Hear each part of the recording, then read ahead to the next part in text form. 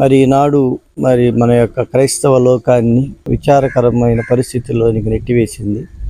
మన యొక్క సోదరుడు పగడాల ప్రవీణ్ గారి యొక్క మరణం అది క్రైస్తవ లోకం భావిస్తున్నట్టుగా అది ఎంతో అనుమానాస్పదంగా మరణమైగా మేము కూడా భావిస్తూ ఉంటున్నాం.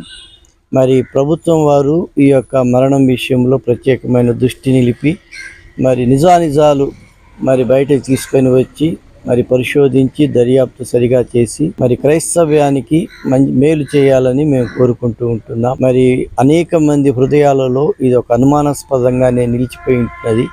కాబట్టి కోట్ల మంది క్రైస్తవ హృదయాలకు మరి ఒక సత్యాన్ని తెలియజేయడానికి దర్యాప్తును సరిగా చేసి మరణము యొక్క పూర్వపరాలు తెలియజేయాల్సిన ఆవశ్యకత ప్రభుత్వం మీద ఉంటున్నదని మేము భావిస్తూ ఉంటున్నాం. మరి పగడాల ప్రవీణ్ గారు కోల్పోవడం మా యొక్క క్రైస్తవ లోకానికి ఎంతో తీరని నష్టము.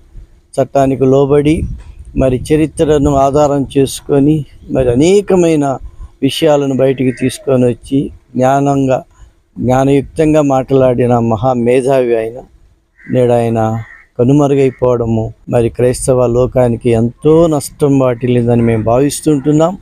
మరి తెలియజేస్తూ ఉంటున్నాం. మరి నిజానిజాలు తెలిసి క్రైస్తవ లోకంలో ఉంటున్న హృదయాలలో ఉంటున్న మరి ఆ యొక్క అనుమానాన్ని ఛేదించాల్సిన అవసరం ఎంతైనా ఉందని ప్రభుత్వానికి మేము విజ్ఞప్తి చేస్తూ ఉంటున్నాము.